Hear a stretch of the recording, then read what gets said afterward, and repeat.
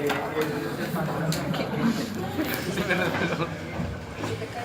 tema de hoy día vamos a tratar acerca del síndrome de insuficiencia cardíaca.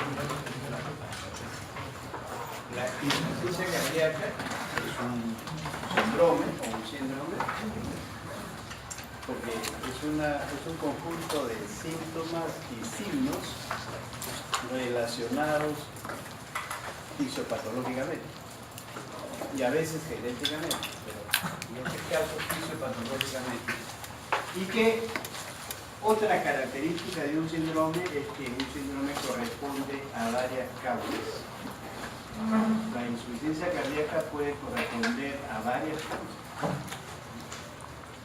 Y no solamente decir por una causa específica, sino que a veces se juntan dos o tres causas que pueden dar la insuficiencia cardíaca.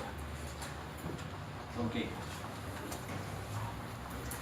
Y es uno de los 10 síndromes más importantes en cardiología que le hemos mencionado, cuyos síntomas y signos principales son la disnea y el edema. La disnea resultante de la congestión pulmonar que sucede y los edemas por aumento de la presión hidrostática al fallar el ventrículo derecho. Ok, que sigue por favor. Ya hemos visto este esquema, solamente señalarle que el aparato cardiovascular es parte del sistema circulatorio. Hemos dicho que el sistema circulatorio es aquel que se encarga de transporta oxígeno, nutrientes, pero así también transporta el CO2 y metabolitos a los órganos de excreción, tanto pulmón, riñón, hígado. Y también el sistema circulatorio se encarga de distribuir, ¿no?, muchas sustancias de interés biológico para el funcionamiento orgánico. Este sistema circulatorio está conformado por el aparato cardiovascular y por la sangre. Porque la sangre contiene los glóbulos que tienen hemoglobina y transportan el oxígeno, el CO2, y el plasma es el vehículo por donde se transporta una serie de sustancias, elementos, hasta hormonas que circulan en la sangre. Ok, pero el aparato cardiovascular es el que hace circular la sangre en un sistema de vasos cerrados prácticamente, que son las arterias y las venas. Y hemos dicho que este es un circuito cerrado y que cuando se obstaculiza en cualquier lugar el circuito, lógicamente va a haber un aumento de volumen y de presión en forma retrógrada al lugar donde se obstruye o se dificulta, ¿no?, la circulación. Si falla el ventrículo izquierdo, hemos dicho que principalmente lo que va a aumentar es el volumen y la presión en la aurícula, pero esto también se presenta en las venas pulmonares y en los capilares pulmonares. Y cuando la presión aumenta, lógicamente va a ocasionar edema intersticial entre el alveolo y los capilares.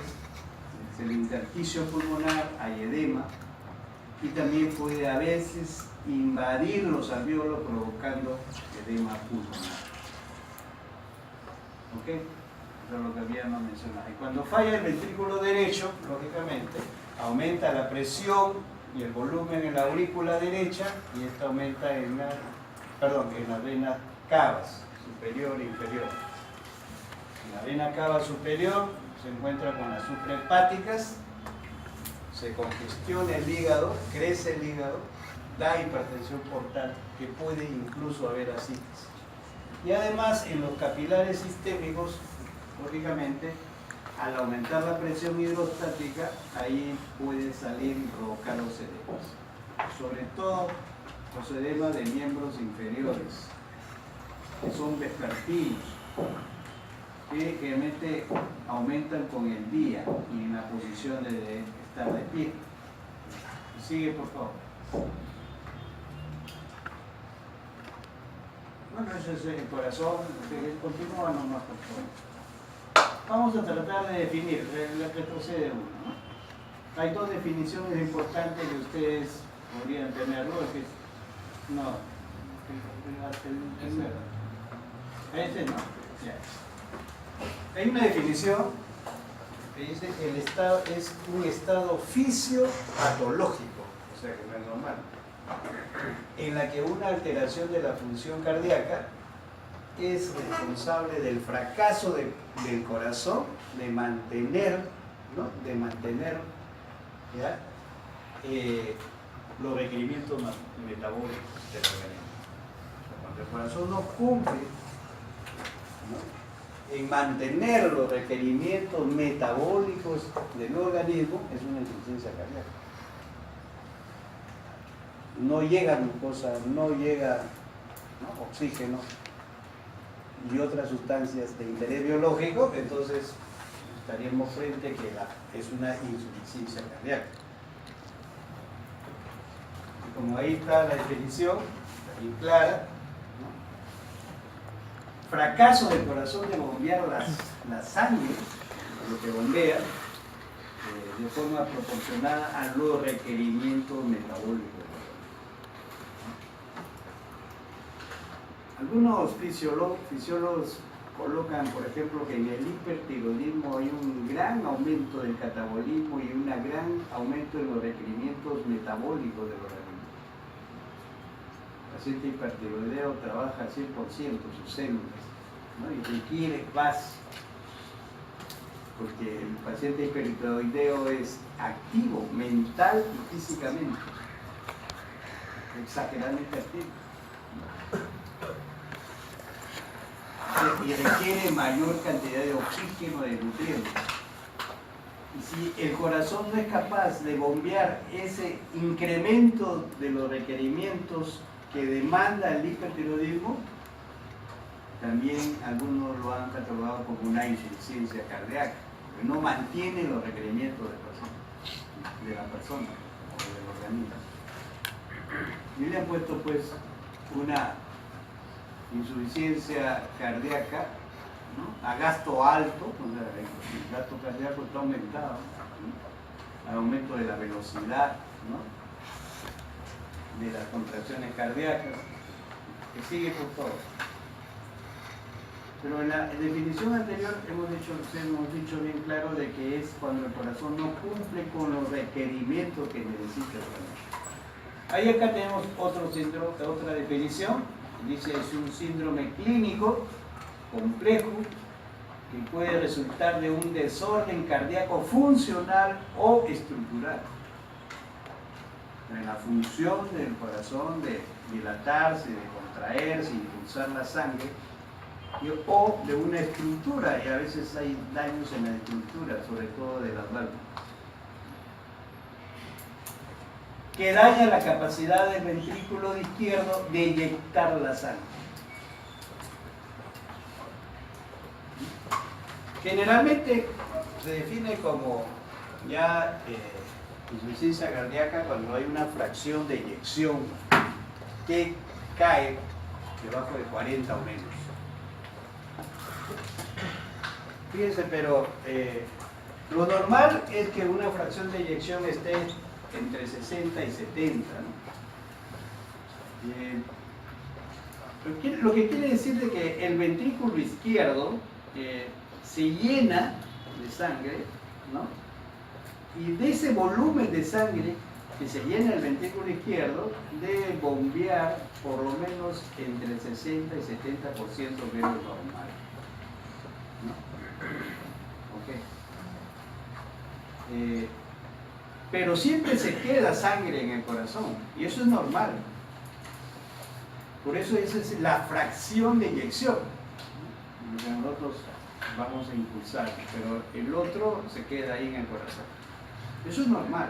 Pero cuando esa fracción de eyección cae debajo de 40, algunos dicen 50, pero La mayoría de los autores, menos de 40, ya es una insuficiencia cardíaca, ¿no? Una insuficiencia cardíaca. Fracción de eyección dada por el ventrículo izquierdo, ¿no? Okay. Porque ¿quién es el que mantiene la circulación? Básicamente es el ventrículo izquierdo. Es el que tiene presión, volumen para impulsar la sangre al torrente circulatorio. Se sigue por todo. La etiología, o sea, ¿qué es lo que puede ocasionar de que el corazón no funcione bien? ¿No?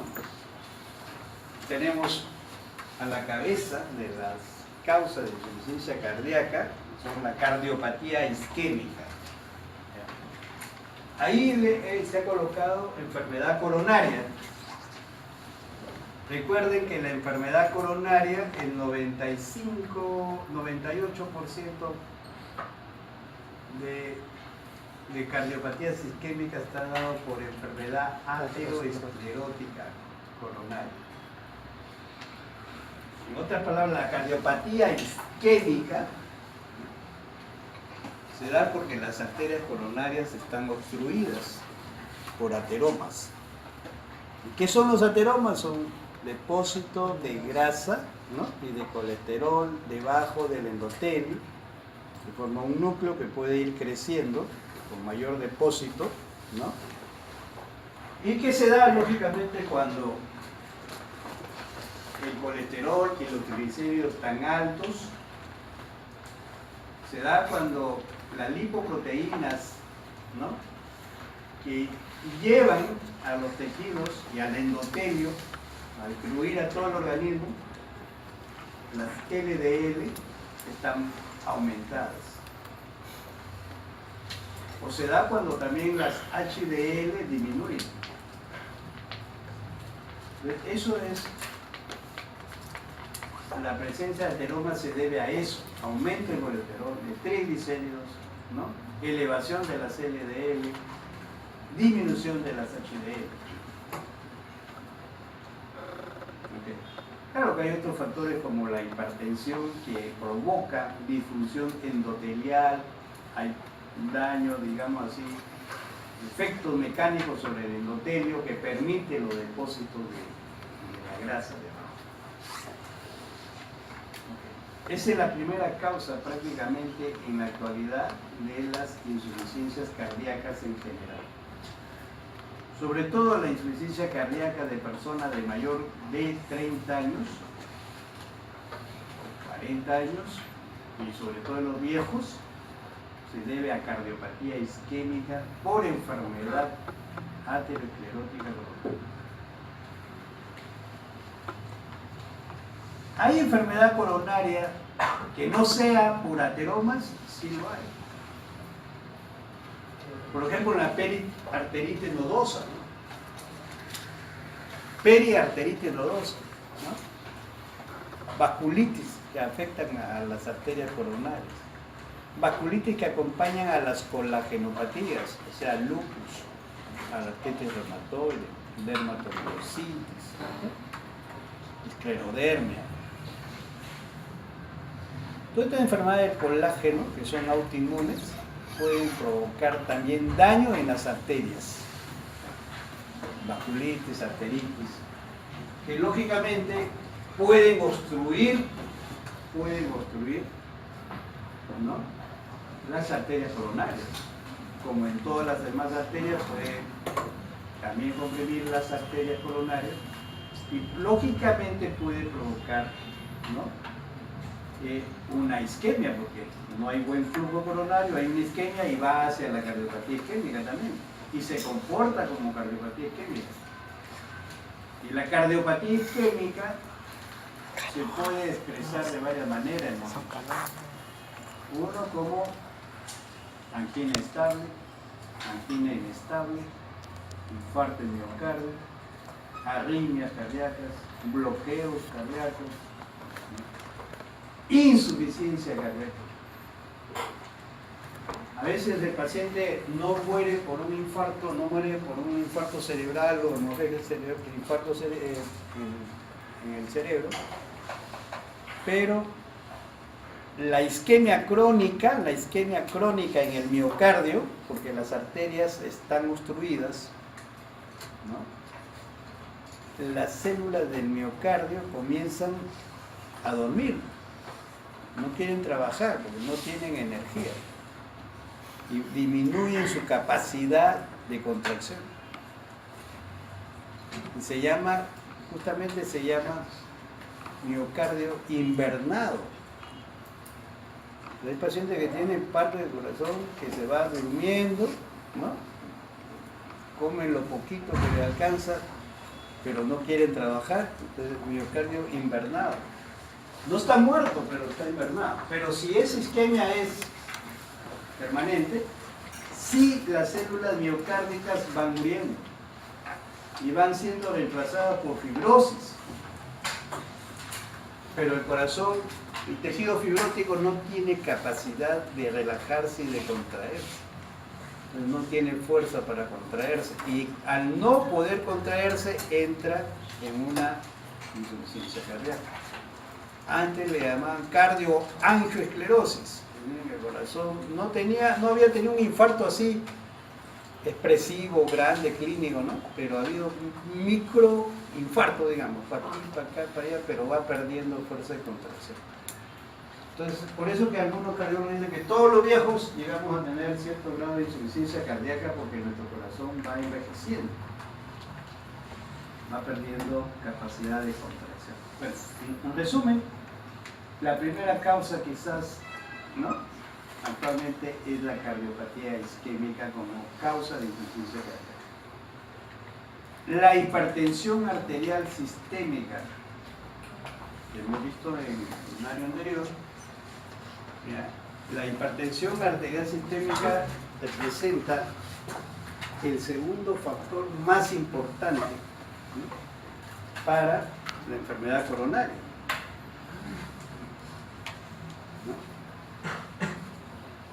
Entonces, si la hipertensión arterial es un factor de riesgo importante para la cardiopatía isquémica o la enfermedad coronaria, lógicamente por ese lado va a llevar a la insuficiencia cardíaca. Por otro lado, ¿no?, la hipertensión arterial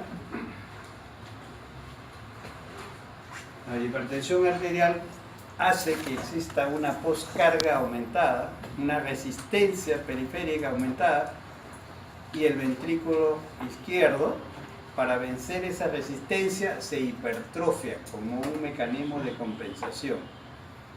Se hipertrofia el ventrículo y el ventrículo se vuelve más grueso, pero la cavidad interna del ventrículo se acorta más bien. Las paredes son gruesas, pero el interior se achica más bien. Y eso se llama una hipertrofia concéntrica, ¿no? Y es un mecanismo de compensación que mantiene el flujo a nivel de la aorta, pero a costa de que se produce una hipertrofia, ¿no? Las fibras tan hipertrofiadas lo que ocasionan también es una hipertensión dentro del ventrículo. ¿Ya?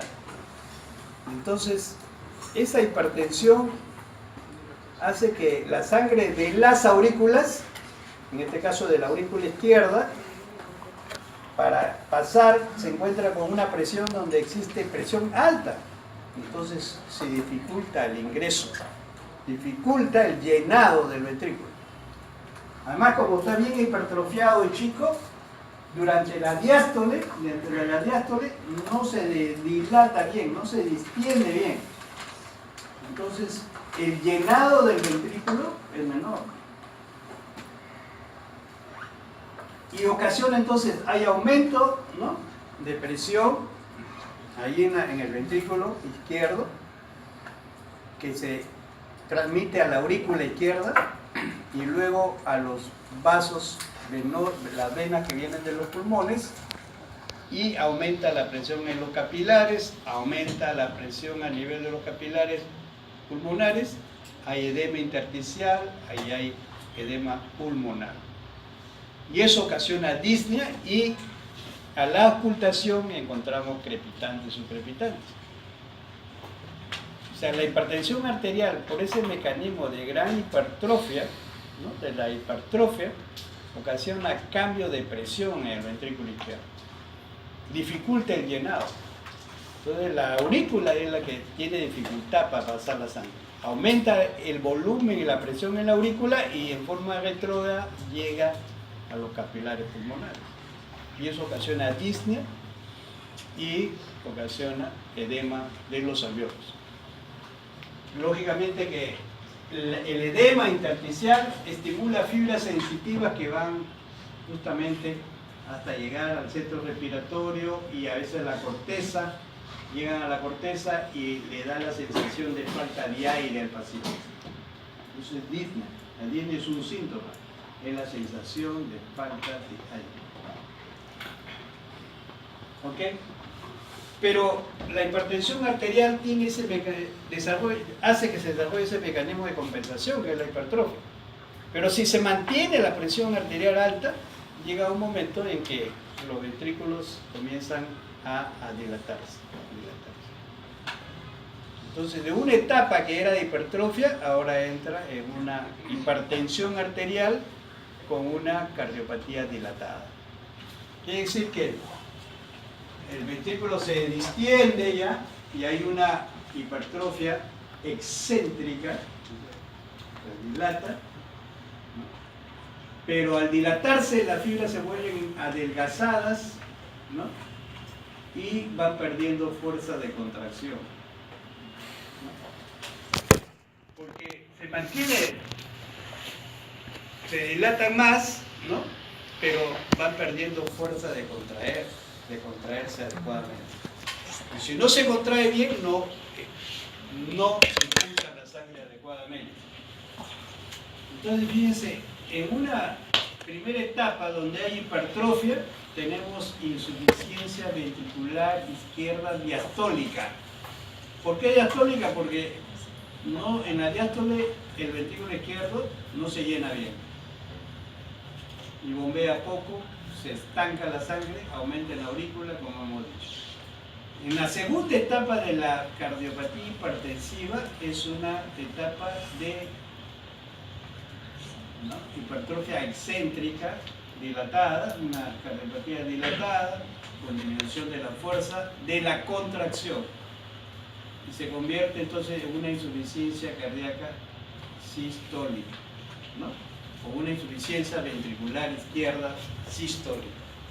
Bien, una misma enfermedad o un mismo síndrome hipertensivo, ¿no?, en una primera etapa donde hay hipertrofia hay insuficiencia cardíaca. El paciente puede llegar con una crisis hipertensiva y puede llegar con disnea, ¿no?, y puede llegar con congestión pulmonar y crepitantes y edema agudo pulmonar a veces, con crisis hipertensiva, ¿no? Lo ideal, lógicamente, lo más importante es bajar la presión para que mejore. Y en una segunda etapa, ya de años, el paciente entra en una insuficiencia cardíaca o insuficiencia ventricular izquierda de tipo sistólico, ¿no? Como vamos a ver, hay insuficiencia ventricular izquierda diastólica y hay sistólica.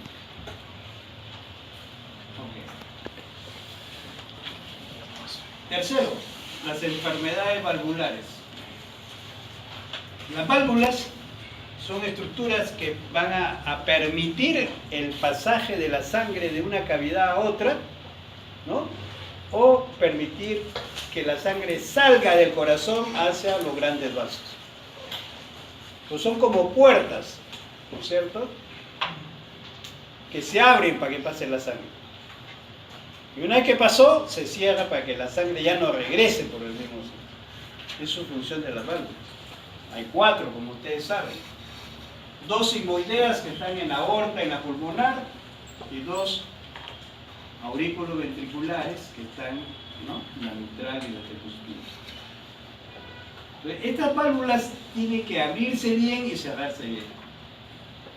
Cuando una válvula no se abre bien, se llama estenosis. Y cuando una válvula no se cierra bien, Entonces, si se produce esto, un daño de las válvulas, puede hacer que o se vuelven insuficientes o se vuelven con estenosis. Y eso repercute. Si la sangre está en el ventrículo y se sube hacia arriba, hacia la aurícula, aumenta su volumen y hay crecimiento de la aurícula. Y aumenta la presión y hay congestión en forma retrógrada. Entonces, pero las enfermedades valvulares, tenemos enfermedades valvulares congénitas, ¿no? Tenemos, por ejemplo, en el hospital ahora un niño, una persona de 18 años con cianosis marcada y un soplo en el área pulmonar, ¿no? Esa válvula es una estenosis de válvula congénita de la válvula pulmonar. ¿Ok? Bien.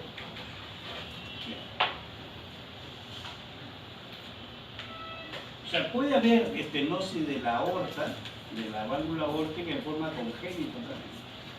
O podemos tener hipertrofia asimétrica del tabique. El tabique en el lado izquierdo se hipertrofia y donde están haciendo la aorta le provoca una obstrucción y desarrollan hipertrofia ventricular izquierda. También es congénito, ¿no? Entonces, hay malformaciones congénitas valvulares, o sea, hay daño de válvula pero en forma congénita. Hay enfermedades congénitas también como el Marfan, ¿no? Síndrome de Marfan, donde puede haber un problema de la aorta con insuficiencia aórtica. Pero son genéticas, son nacimientos. Pueden ser congénitas o genéticas, ¿no? Congénitas dicen que de repente durante el embarazo hubo un proceso viral como la rubiola, etcétera, y provocó daños estructurales en el corazón. Lo que quiero decir es que las enfermedades valvulares pueden ser congénitas, genéticas, ¿ya? Pero también hay enfermedades valvulares por procesos adquiridos, como son, por ejemplo, la fiebre reumática aguda, que deja secuelas en el corazón. Por eso los clínicos antiguos decían la fiebre reumática aguda, ¿no? Lame las articulaciones y muerde el corazón, porque era la fiebre reumática aguda es un problema autoinmune inducido por el estreptococo beta hemolítico grupo A, ¿no? Pero hay anticuerpos contra los tejidos cardíacos, sobre todo el endotelio a nivel de las válvulas, y provoca daño de las válvulas en forma permanente. Pero también inflama las articulaciones, pero ese problema de las articulaciones duelen, se hinchan, ¿no? Pero posteriormente no deja nada en las articulaciones, pero sí deja problemas serios en el corazón, ¿no? Entonces la fiebre reumática sigue siendo todavía importante en las valvulopatías adquiridas. La endocarditis infecciosa también se describe que dejan secuelas y daños en las válvulas. Y el tercer grupo de valvulopatías son las valvulopatías degenerativas, que se da generalmente en los viejos, ya sea asociado a la ateroesclerosis, que es una enfermedad actualmente conocida como un mecanismo que tiene mecanismos inflamatorios, ¿no? Y ese proceso inflamatorio crónico lleva lógicamente a cicatrizaciones incluso, ¿no? Y defectos en las diferentes válvulas. Entonces, los problemas degenerativos lógicamente se dan en personas de edad. A los viejos se le daña la válvula aórtica con la válvula mitral, con más frecuencia. Ok, estas enfermedades valvulares son causa de insuficiencia cardíaca si no se corrige a tiempo. Y generalmente son de tipo quirúrgicos. Para corregir los defectos de la válvula es quirúrgico. No hay medicina que la podamos curar. Una estenosis mitral con medicina. Tiene que ser o hacer una plastía de la válvula, una cirugía plástica de la válvula, o hacer un recambio de la válvula. Ok. Tenemos también el grupo de las miocardiopatías. Entonces, cuando van a tener, creo, una clase de miocardiopatía, las miocardiopatías son enfermedades primarias del miocardio. Primaria significa que el paciente no es hipertenso, ¿no? Que el paciente no ha tenido fiebre reumática, ¿no? O que el paciente no tiene cardiopatía isquémica. Sin embargo, su miocardio pierde su capacidad de contracción y de su función de contraerse, de relajarse y de contraerse. Son enfermedades primarias. Y hay miocardiopatías, cuando escuchen miocardiopatías son enfermedades de tipo primario del miocardio. Hay miocardiopatías hipertróficas y hay miocardiopatías dilatadas, en la cual todavía los mecanismos no se conocen bien. Probablemente hay un factor genético, pero a veces hay problemas carenciales, ¿no? De vitamina B, de la anemia, ¿no? Alcoholismo crónico. Y hay otro grupo de miocardiopatía que son restrictivas, o sea que significa que el miocardio es penetrado, infiltrado, por ejemplo por amiloide, ¿no? O enfermedades crónicas como hemocromatosis, etcétera, en la cual hay infiltración en el miocardio de elementos, ¿no? Que van a impedir que funcione adecuadamente el miocardio. Ok, entonces ese es el grupo de las miocardiopatías. Y por último, dentro de las 5 primeras causas más importantes vienen a ser las cardiopatías congénitas, ¿no? Ya hemos dicho que la valvulopatía también puede ser congénita. Pero cuando hablamos de cardiopatía congénita significa que, por ejemplo, el paciente tiene pues un solo ventrículo al nacer, entra en insuficiencia cardíaca y se muere, ¿no? O que el paciente tenga en forma congénita un falop, una comunicación interauricular o interventricular a alto flujo que puede afectar, afectar la función cardíaca. Para eso son las cardiopatías congénitas, ¿no? Hay también, recuerden, la coartación de la aorta, también es congénita, ¿no? Se presenta en la edad de adolescente, en adulto, ¿no? Joven, que tiene, digamos, una coartación, una estenosis de la arteria aorta que repercute y provoca hipertensión arterial. Y por ese mecanismo de hipertensión arterial va, lógicamente, a hacer lo mismo lo que hace cualquier paciente hipertenso. Es una causa de hipertensión arterial, ¿no? Secundaria, lógicamente. Son cardiopatías congénitas. Ok. ¿Me siguen, por favor? Sin embargo, ahí ustedes ven como en una placa, hay placas, las arterias se llenan así de ateromas, ¿no? Y afecta lógicamente a las coronarias. ¿Me sigue, por favor? ¿No? Problema de las válvulas es otra causa que sigue. Esto es una endocarditis, ¿no? Colonización, ¿no? de las válvulas. ¿Me sigue, por favor? Lógicamente hay malformaciones ¿no? congénitas, ¿no? Ok. Falop, por ejemplo, ahí, ¿no? El falop se caracteriza porque hay estenosis de la válvula pulmonar en forma congénita. Hay hipertrofia ventricular izquierda y hay persistencia del C y B después del nacimiento. Permanece constantemente. Que sigue, por favor. Pero también, de acuerdo a la fisiopatología, se ha planteado de que puede provocarse insuficiencia cardíaca cuando hay una sobrecarga de presión, ¿no? No para hipertensión arterial, que no estamos haciendo, ¿no? Cuando hay sobrecarga de volumen.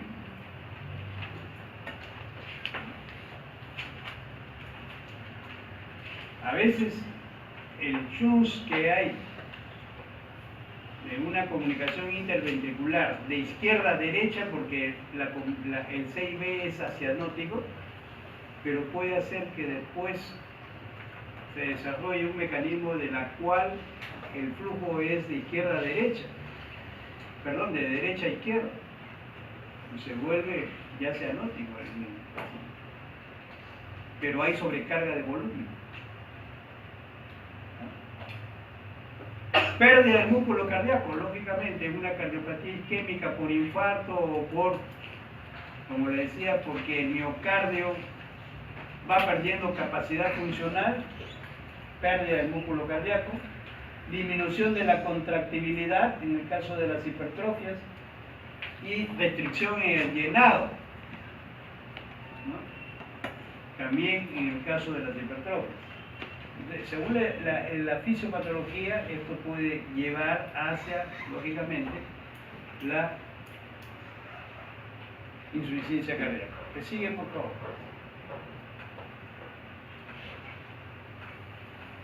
¿Cuál es la fisiopatología? Gaito afirma que los diferentes tipos y etapas de insuficiencia cardíaca tienen 3 consecuencias fisiopatológicas básicas. Lo más importante en la fisiopatología es de que el volumen minuto cardíaco disminuye, lógicamente. Y lógicamente al disminuir el volumen minuto, lógicamente hay mala perfusión, ¿no?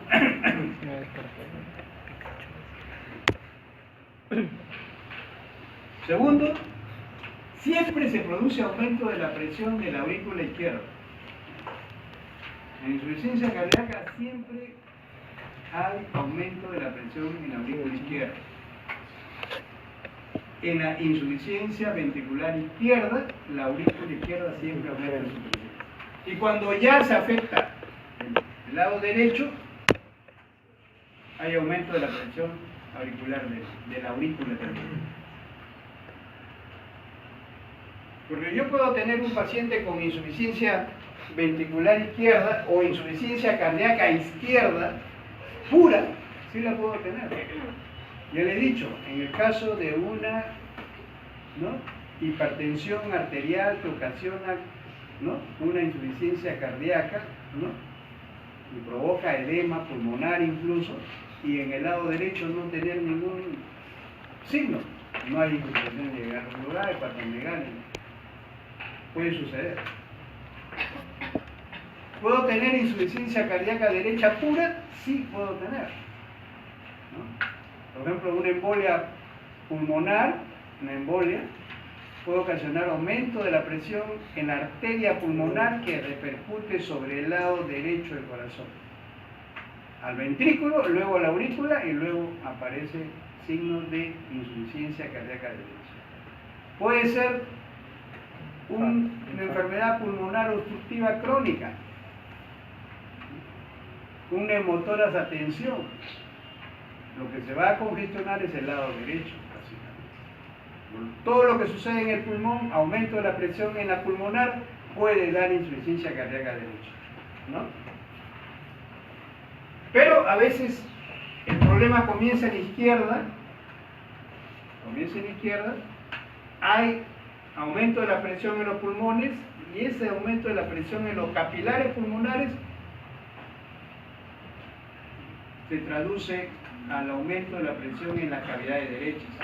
Y de una insuficiencia cardíaca izquierda pura, ya tenemos después una insuficiencia cardíaca global, o sea, ya se compromete también la función del ventrículo derecho, ¿no?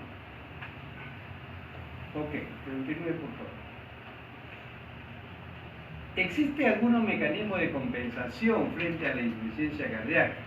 O sea, si hemos dicho que la insuficiencia cardíaca se caracteriza porque el corazón no bombea la sangre necesaria para mantener los requerimientos metabólicos de los tejidos, de todos los tejidos.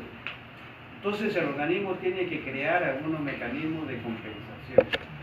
Uno de los mecanismos de compensación es el mecanismo de Frank-Starling. Frente a esto, el corazón tiende a dilatarse o dilatarse más, porque la ley Starling dice que cuando el músculo, la fibra muscular se distiende más, tiene más fuerza de contracción. Entonces, cuando tienen un jeve, ¿no? Si lo estiran poco, se va a contraer débilmente. O si lo estiran más, ¿no? Y lo sueltan, se va a contraer más. O sea, cuanto más se distienda la fibra muscular, va a tener mayor contracción. Lógicamente que ese mecanismo de compensación no va a durar para toda la vida. Si permanece la causa de una valvulopatía, hipertensión, etc., ese mecanismo de compensación lógicamente falla y comienza ya a presentarse signos de congestión pulmonar o sistémica. La ley de Frank-Starling es un mecanismo de compensación.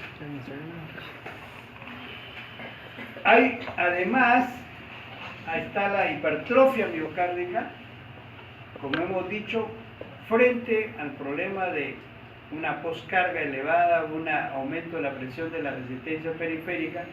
Para mantener el gasto cardíaco se hipertrofia y trata de bombear. Pero si no se soluciona el problema, este mecanismo también comienza a fallar. Hay hipertrofia, pero después comienza a dilatarse. También falla. Por último, hay una respuesta neurohormonal. Más que todo, en la insuficiencia cardíaca,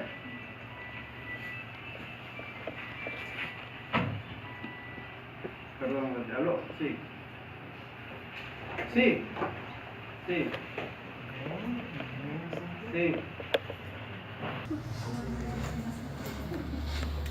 El gasto cardíaco está bajo.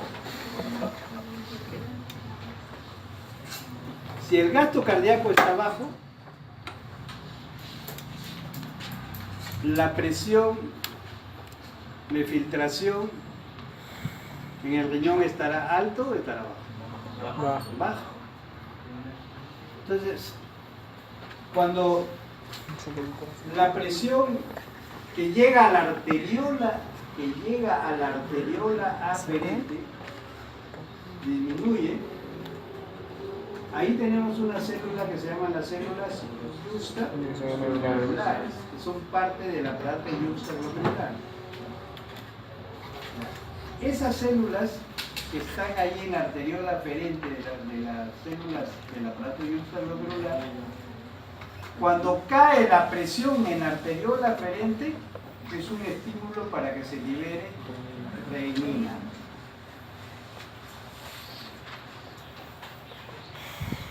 Y el otro mecanismo por lo que se activa el aparato juxtaglomerular, ¿no?, que está constituido por las células que están en la arteriola aferente y en la mácula densa del tubo contorneado distal. ¿Ya?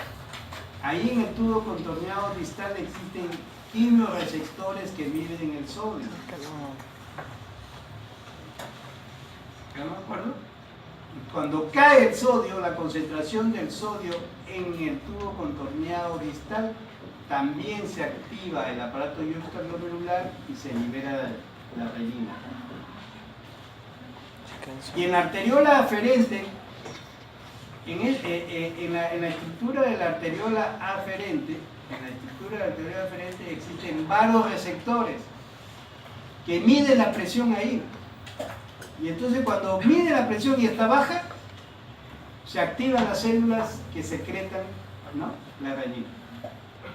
Hay dos mecanismos por los cuales se activa la renina. Uno es la caída de la presión arterial en la arteriola aferente. Y el otro mecanismo es cuando cae la concentración de sodio en el tubo contorneado distal. células de mácula densa miden el sodio, y las células que están en la arteriola aferente miden a través de varios receptores la presión.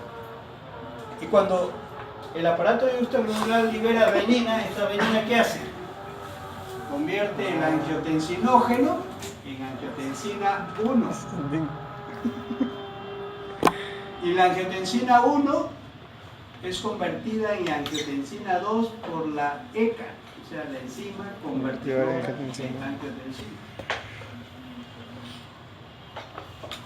Y la angiotensina 2, dentro de uno de sus efectos fisiológicos, es activar a la glándula suprarrenal para que se libere aldosterona. ¿Y la aldosterona qué hace en los túbulos renales? Retiene agua, retiene sodio y agua.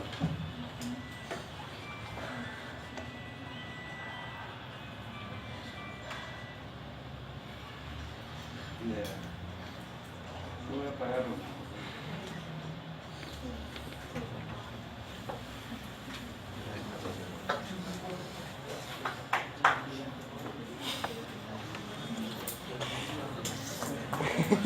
Todo ese sistema, ¿cómo se llama? El sistema renina, angiotensina.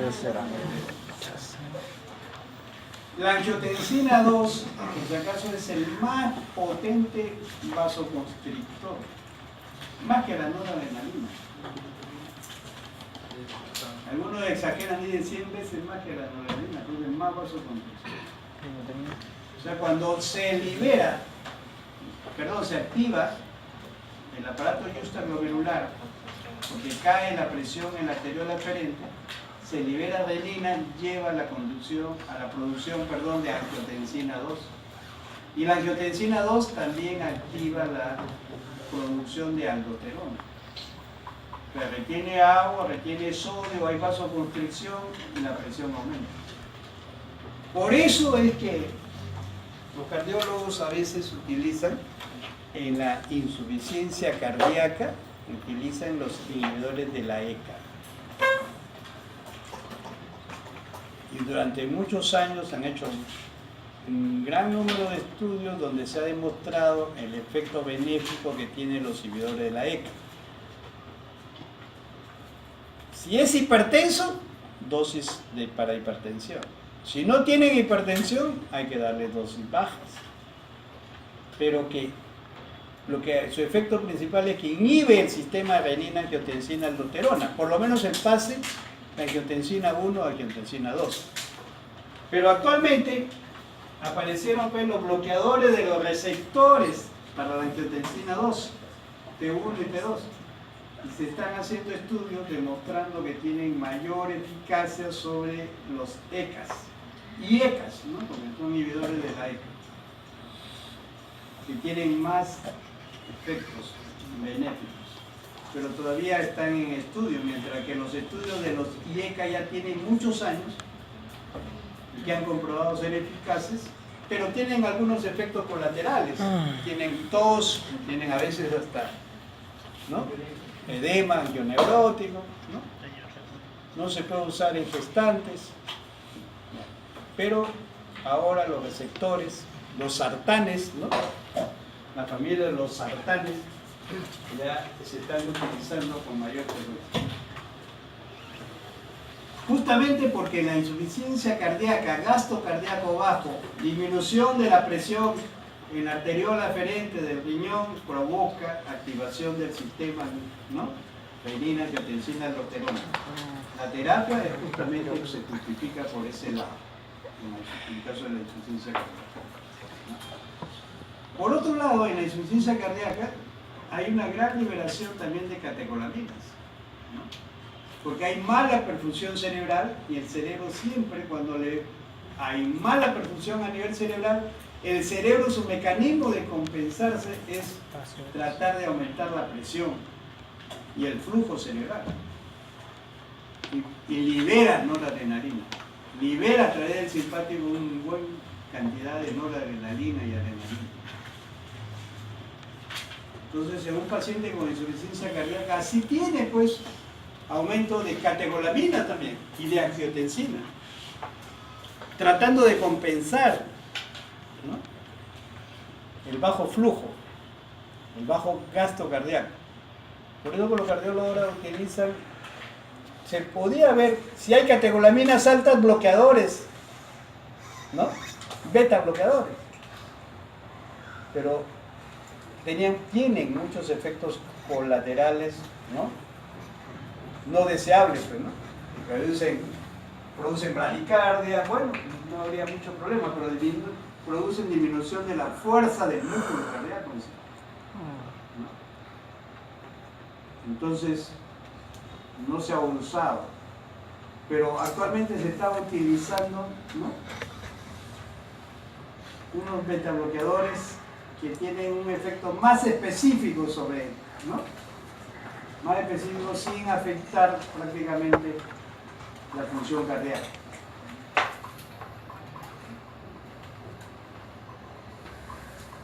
Ok, me sigue por favor. Esta es la ley de Frey-Carley, lo hemos dicho. A mayor distensión de la fibra tiene mejor respuesta de contracción. Que sigue por favor. Ya, esto también, que sigue por favor, debido al sistema renina-angiotensina-aldosterona. Y hay excesiva actividad del sistema nervioso simpático. Que sigue por favor. Eso ya lo hemos mencionado. Esas son las acciones de la angiotensina. Es un gran vasoconstrictor, ¿no? Aumenta también la noradrenalina, estimula la secreción de hormona antidiurética, estimula la secreción de prostaglandinas en el renal, aumenta la sed y estimula la secreción de aldosterona, ¿no?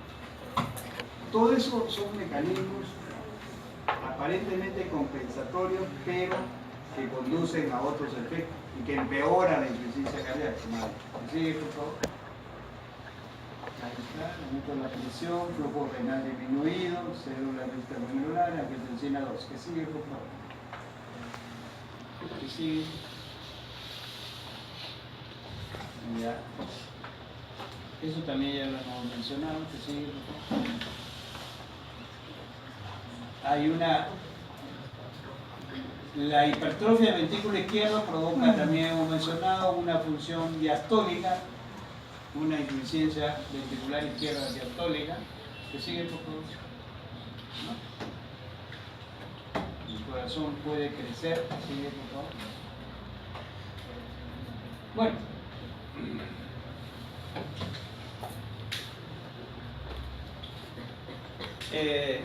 ¿Cuáles son los síntomas y signos más claros de la insuficiencia cardíaca? Es la disnea y el edema. Pero también tienen otros síntomas secundarios, se pueden decir, que también se presentan. Cuando el paciente tiene insuficiencia cardíaca, ¿no?, lógicamente el flujo cerebral disminuye, hay alteraciones de somnolencia, ¿no? Hay grado de insuficiencia cardíaca tan severa que a veces ya la perfusión se hace crítica y el paciente tiene una conducta aberrante, está desorientado, ¿no?, somnoliento, por flujo, por la falla cardíaca, lógicamente, ¿no?, la falla cardíaca. A nivel respiratorio, la insuficiencia cardíaca, aparte de dar la disnea, lógicamente, vamos a encontrar signos de congestión, sobre todo a nivel alveolar, ¿no?, congestión pulmonar, que parte de los cilios hacia la periferia, conocido como edema en forma de alas de mariposa. ¿Podemos tener insuficiencia cardíaca con corazón normal aparentemente en la radiografía? Sí lo podemos tener. Sobre todo en la cardiopatía hipertensiva, ¿no?, en la cardiopatía hipertensiva que va a la insuficiencia cardíaca, llega con edema pulmonar y nosotros le tomamos una placa y lo encontramos normal. ¿Por qué? Porque la hipertrofia es concéntrica y el corazón va a mantener más o menos su mismo tamaño. Cuando ya está en la fase de dilatación, sí lo vamos a ver.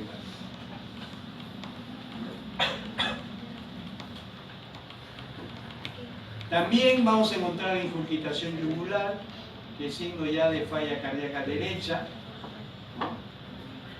Vamos a encontrar el hígado grande, congestivo. Podemos encontrar dolor, en el paciente puede venir dolor y hígado grande. Éstasis de la bilis, y puede traducirse en una ligera ictericia en el paciente, y uno confundirse que se trata de un problema hepático, pero es por la congestión que hay, pasiva. Puede haber hipertensión portal, y el paciente tiene todos los signos de hipertensión portal, ascitis, varices esofágica, ¿no? Entonces, y cuando la congestión es crónica, sobre todo cuando hay pericarditis constrictiva, puede ir hacia muerte de las células hepáticas, fibrosis del hígado, lo que los anátomos patológicos lo clasifican como cirrosis cardíaca, ¿no? A nivel renal, cuando hay insuficiencia cardíaca, hay oliguria, sobre todo cuando la persona está deambulando y aumenta a veces la orina durante la noche, o sea, inituria a veces, ¿no? Los pacientes que se levantan de noche son porque tienen insuficiencia cardíaca, ¿no? Tienen problemas prostáticos, ¿no? O a veces se levantan ya de manioso. Bueno.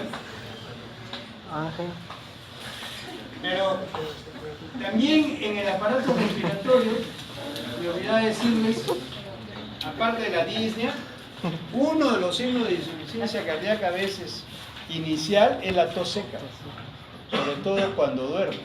Se va a dormir, comienza a toser, tiene tos seca. Y a veces tienen que dormir con una, dos, ya con dos almohadas. Son signos iniciales de insuficiencia cardíaca izquierda. Lógicamente, aparte de la tos, la insuficiencia cardíaca puede darle, ¿cómo se llama? Expectoración, blanquecina generalmente. Puede llegar a una expectoración rosada que se da en el edema agudo pulmonar, ¿no? Okay. Hemos dicho a nivel cerebral, a nivel pulmonar, a nivel del hígado, a nivel renal. También puede darse, ¿no?, lo que se llama la caquexia cardíaca. Los pacientes con insuficiencia cardíaca crónica van a la caquexia. ¿Por qué? Porque el paciente lógicamente está enfermo, no tiene ánimo de comer, ¿no?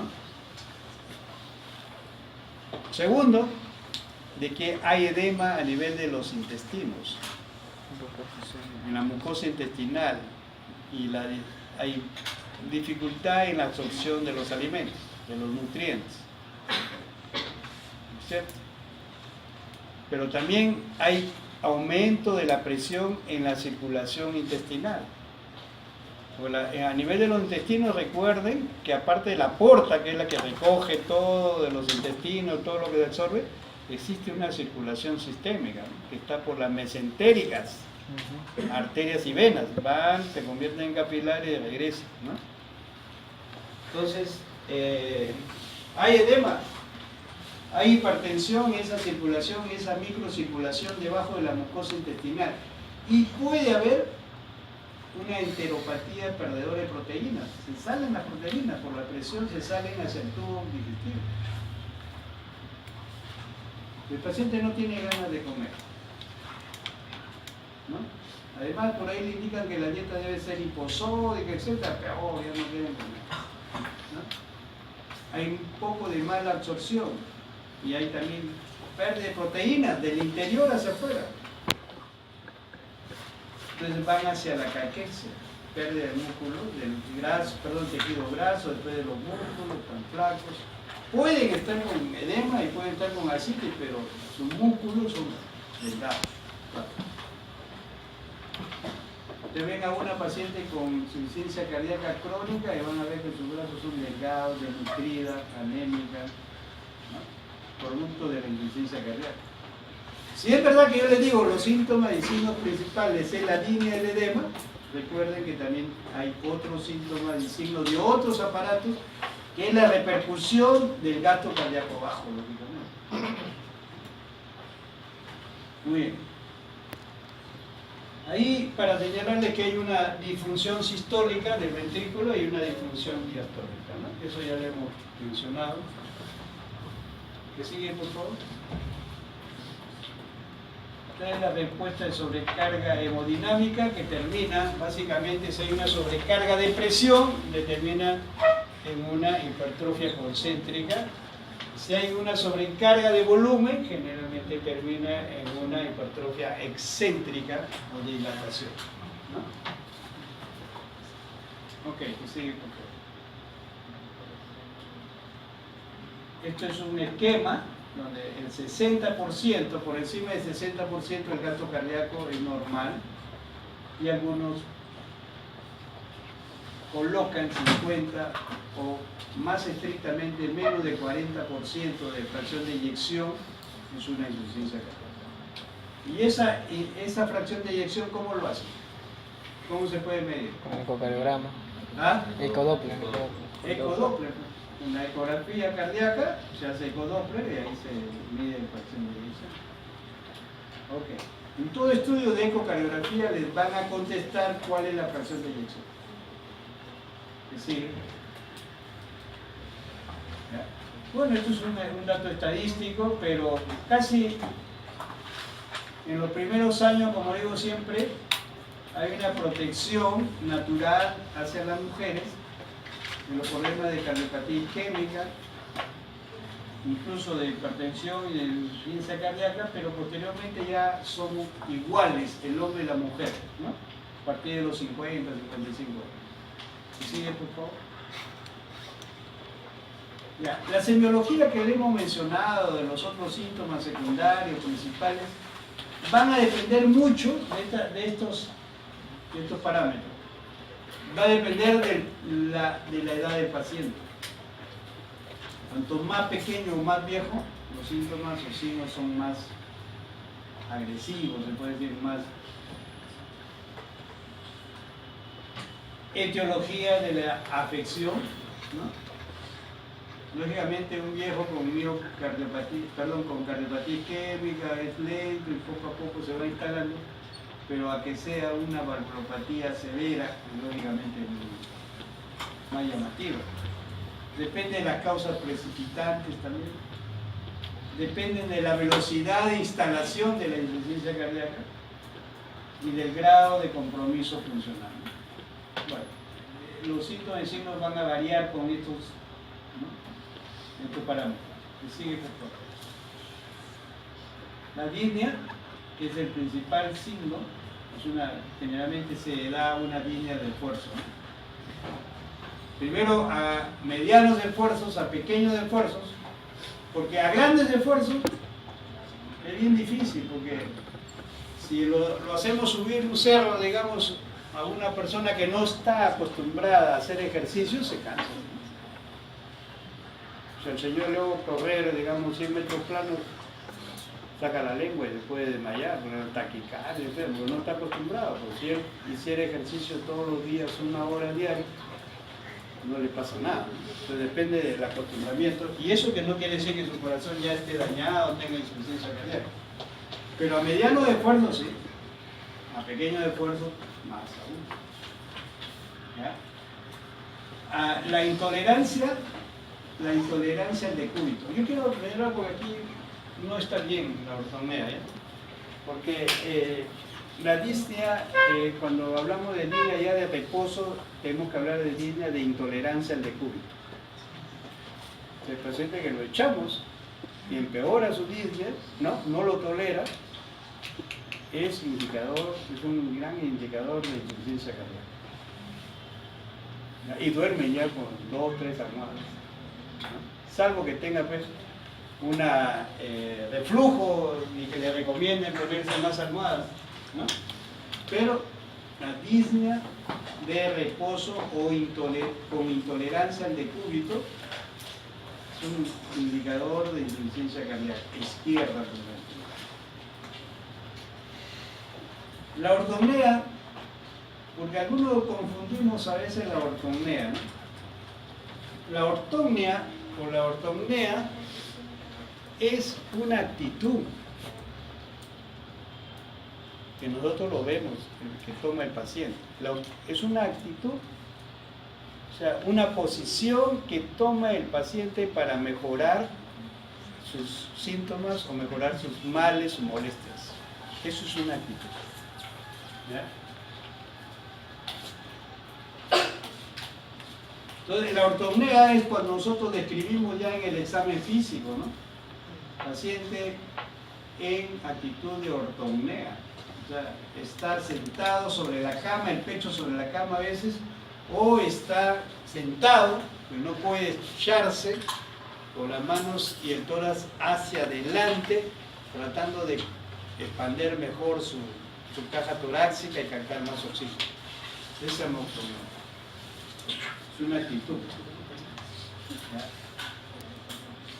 La disnea paroxística nocturna es cuando el paciente se duerme bien, se pone a dormir, se echa, 2 horas o 3 horas después se despierta porque le falta el aire, se sienta en la cama, camina, abre la ventana, se echa aire, ¿no? Porque le falta el aire. ¿Ya? Y duerme con una almohada, pero hay noches que sí presenta esta despertar con una sensación de falta de aire. Y es periódica, paroxística, pues, línea paroxística nocturna, porque muchas veces es en la noche. ¿Qué ha pasado?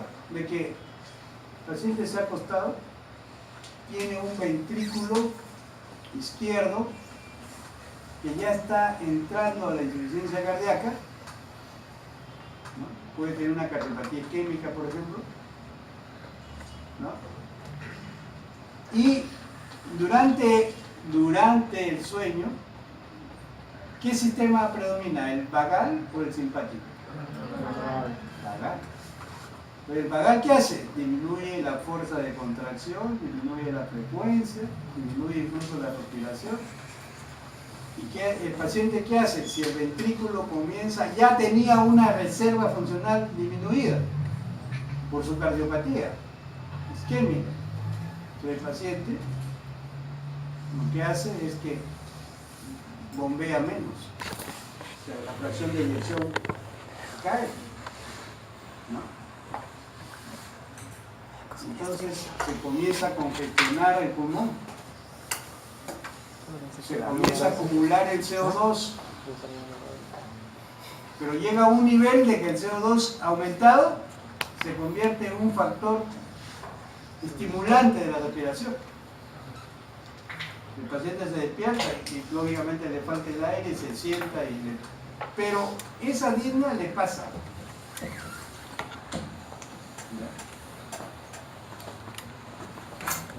Despierta, lo voy a hacer la próxima hora en mi cámara, no puedo que se quedan dormidos y después pasarlo de la clase.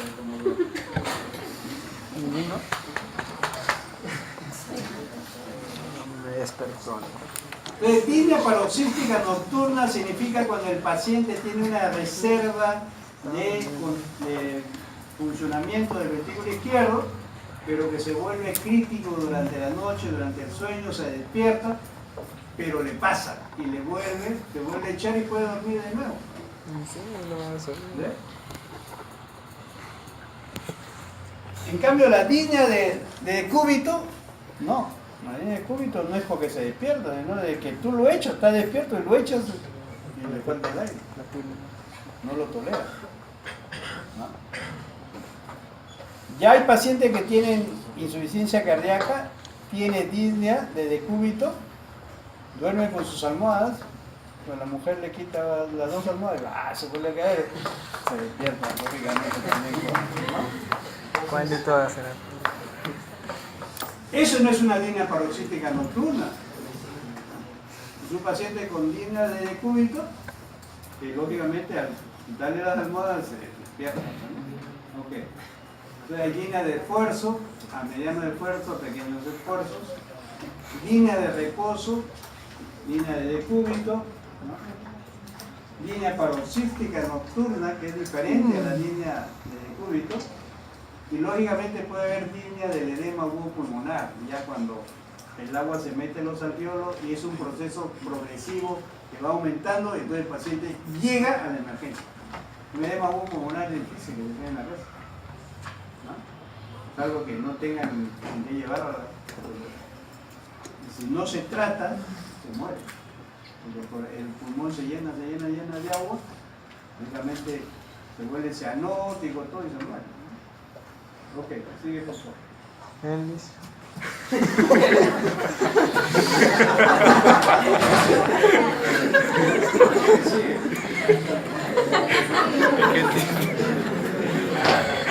Era para grabar, no, otra madre.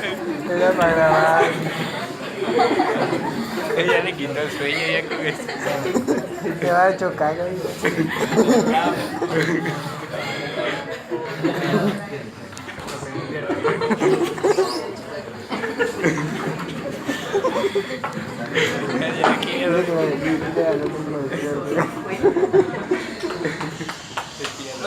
Existen varias formas de clasificar la insuficiencia cardíaca. La más usada es la norteamericana, ¿no? La Sociedad de Cardiología de Norteamérica, de Nueva York, y hay una clasificación también canadiense. Ustedes pueden coger cualquiera de las dos para clasificar, pero la más común, la que más emplean los cardiólogos de acá es la de Nueva York. Sigue por favor. La clase 1, ¿no? Es cuando tienen una línea grande ese esfuerzo, como digo, pero es difícil establecer eso. La clase 2 es una línea moderado a moderado de esfuerzo. Quieren subir 2 escaleras, caminar 2 cuadras, le falta el aire. Línea de tercer grado, línea a pequeños esfuerzos. Línea clase 4, cuando hay línea de reposo. Sin hacer nada, tiene línea. Y sobre todo tiene intolerancia al decúbito. Esa es la clasificación de Nueva York. Esa es la más usada. Entonces, cuando ustedes hagan diagnóstico, tienen que poner insuficiencia cardíaca grado o clase 4, clase 3, ¿no? Pero cuando es el diagnóstico, ya no es el diagnóstico sindrómico, sino el diagnóstico probable que ustedes están planteando, o quieren sostener, tienen que poner insuficiencia cardíaca grado tal, ¿por qué? Ahí está. Tienen que poner ustedes por cardiopatía isquémica, cardiopatía hipertensiva, o por valvulopatía, miocardiopatía, ¿no? O por enfermedades congénitas, ¿no?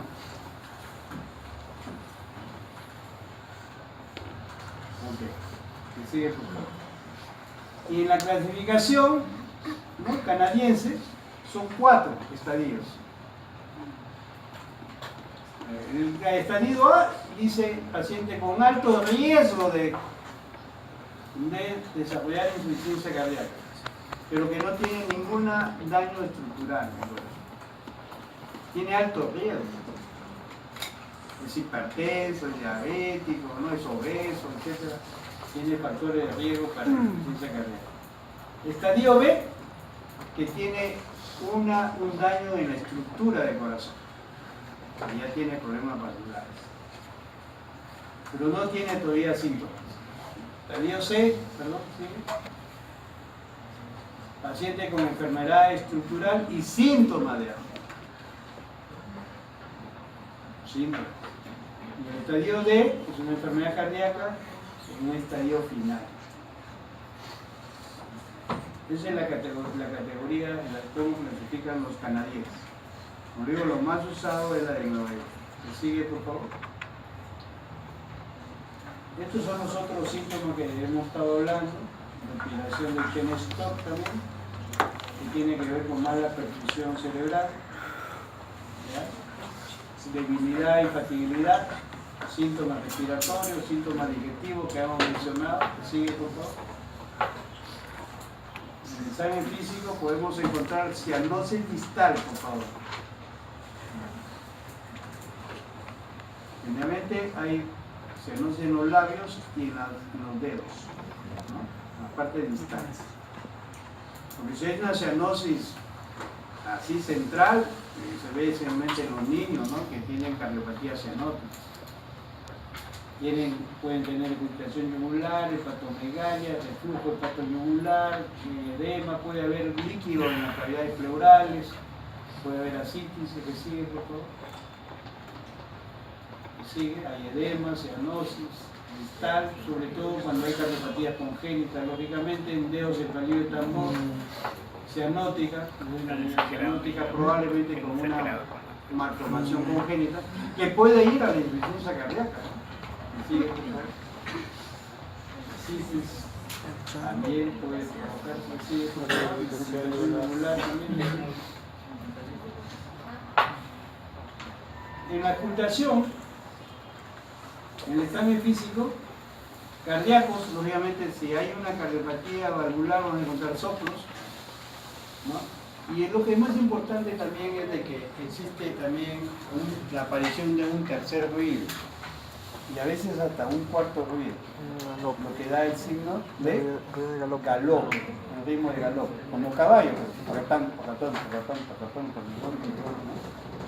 lógicamente. Ese es también un signo que se encuentra en insuficiencia cardíaca. Tercer ruido. En la ocultación pulmonar, obviamente, signo de congestión en los alveolos, crépitos, a veces subcrepitantes. Y recuerden que a veces podemos encontrar sibilancias. Y existe lo que se denomina el asma cardíaca, porque hay edema de la mucosa bronquial, ¿no? Hay edema de la mucosa bronquial y hay broncoespasmos que pueden presentarse en los casos de insuficiencia cardíaca, sobre todo el cierre. Y hay sibilancias. Y hay que tratar esas sibilancias porque hay broncoespasmos. A veces hay que usar corticoides, algunos broncodilatadores. Okay. La caquexia cardíaca que hemos mencionado también podemos ver en el examen físico. ¿Que sigue, por favor? Ya, esto es la evolución que hemos mencionado también. Que sigue, por favor, pero lo voy a dejar ahí para que lo vean. Y ese es el manejo. Bueno, el manejo ya no lo vamos a ver porque eso lo va a llevar ya cuando hagan clínica, ¿no? Donde viene el diagnóstico y tratamiento de la condición. Sí, síganos.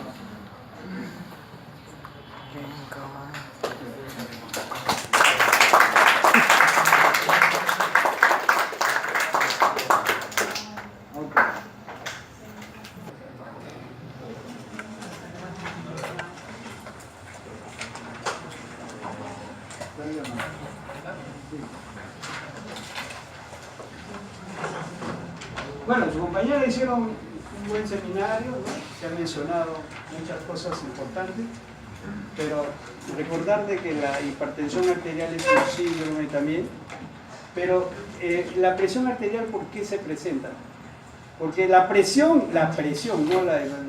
arterial es muy importante en nuestro organismo, porque la presión mantiene una presión para perfundir los vasos. Si no hay presión, no hay buena perfusión. Y el cerebro, lógicamente, es el primero que pitea. Nosotros somos nuestro cerebro, ¿no? El cerebro tiene una serie de mecanismos para evitar que haya mal flujo, que no lleguen los nutrientes del oxígeno que él necesita para funcionar, ¿no? Y sigue, por favor, pero existe un mecanismo para mantener la presión arterial adecuada, ¿no? Que sigue, por favor. Que sigue nomás. Siga, por favor. Sigue. Ustedes saben que la tensión arterial depende del gasto cardíaco y la resistencia periférica.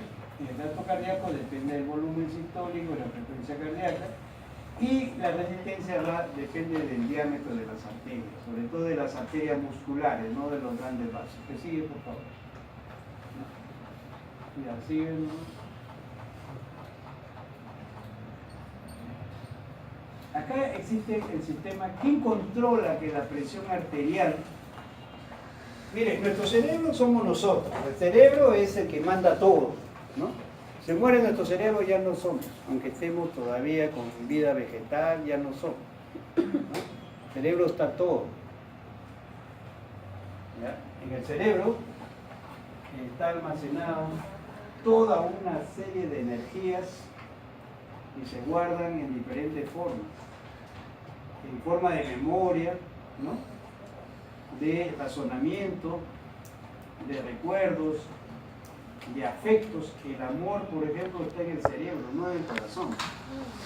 Toda la vida les hemos engañado a las mujeres que lo queremos con el corazón. Y es mentira, no la queremos con el corazón. Todos los días le decimos. Entonces, en el corazón no hay nada. Si a ti te cambian el corazón, tú sigues queriendo a la misma mujer, salvo que pero si te cambiaran el cerebro, te ponen de otro cerebro, ya no. Deja de ser infiel.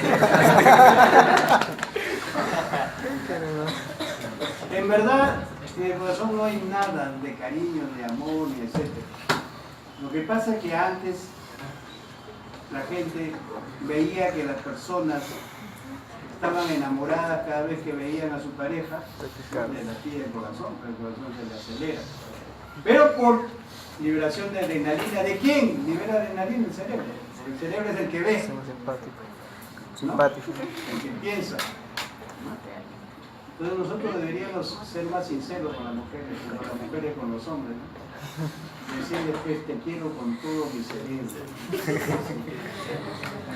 Te amo con todo mi cerebro. Esa es la verdad. Con todo mi tronco encefálico. Están acá. Tendríamos que dibujar 2 cerebros atravesados por una flecha. O regalarle un cerebro ahí. Puede ser. No hace eso, pero el día de la madre que es mi corazón. ¿No? Estás enamorado, pinta 2 coloraciones, ¿no? Yo y tú, atravesado. Pues en verdad debería ser el cerebro, ¿no? Entonces, pero el cerebro necesita energía, no puede vivir sin oxígeno. 5 minutos máximo sin oxígeno se muere. 5 minutos sin glucosa se muere el cerebro. Si se muere el cerebro ya nosotros estamos muertos. Por eso existen personas descerebradas, que son los candidatos para trasplante, ¿no? Ok. Y entonces el cerebro tiene varios sistemas de protección.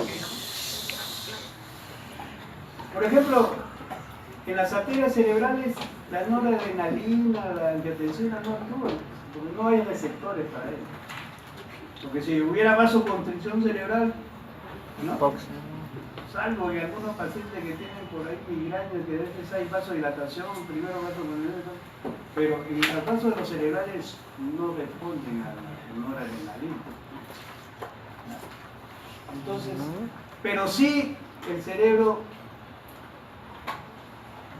ha seleccionado un órgano que para él es vital, que es el corazón. Entonces el corazón también, las coronarias no responden así fácilmente con algunos vasoconstrictores, ¿no? Como mecanismo de compensación. Entonces el cerebro necesita oxígeno y glucosa así, no puede vivir sin eso. Entonces necesita tener un flujo cerebral adecuado. Para mantener ese flujo necesita presión de perfusión. Y esa presión de perfusión lo da el corazón.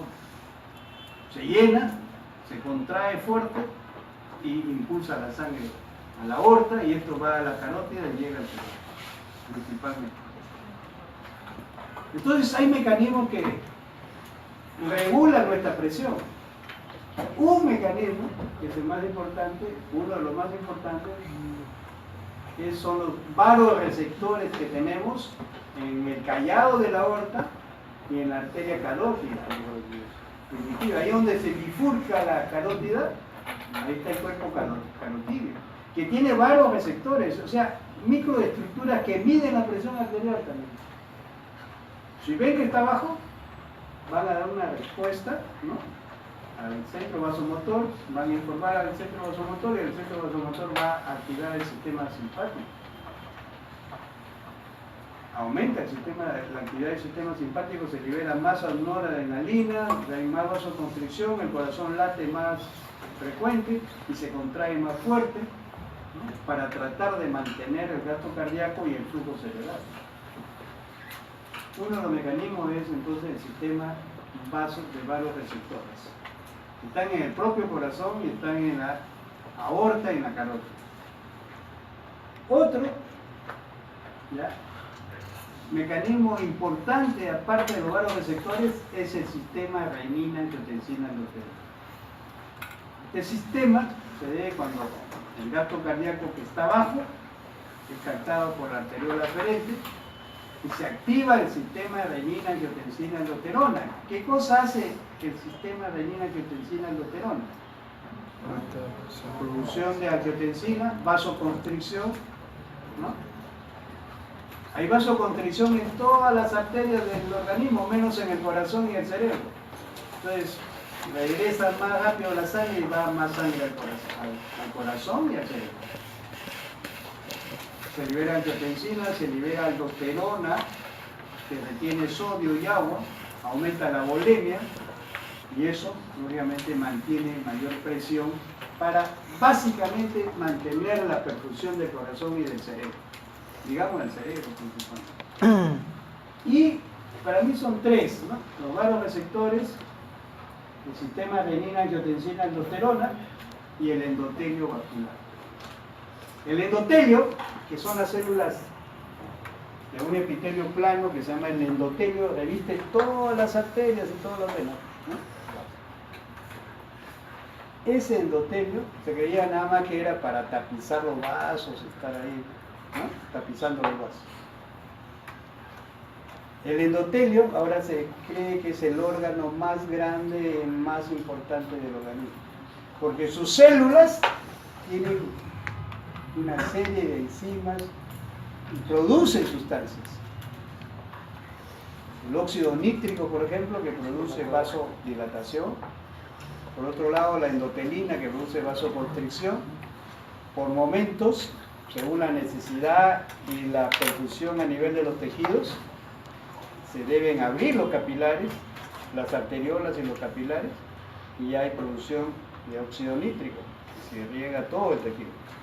Ya lo regó, es como en la agricultura, tú lo riegas un cajón, ya está lleno, se cierra, ¿no?, se produce endotelina, ¿no?, y se produce vasoconstricción, ya no pasa por ahí, pues ya está regado, y riegas a otro, y así está. No es permanente que todos los tejidos estén perfundidos a la misma vez.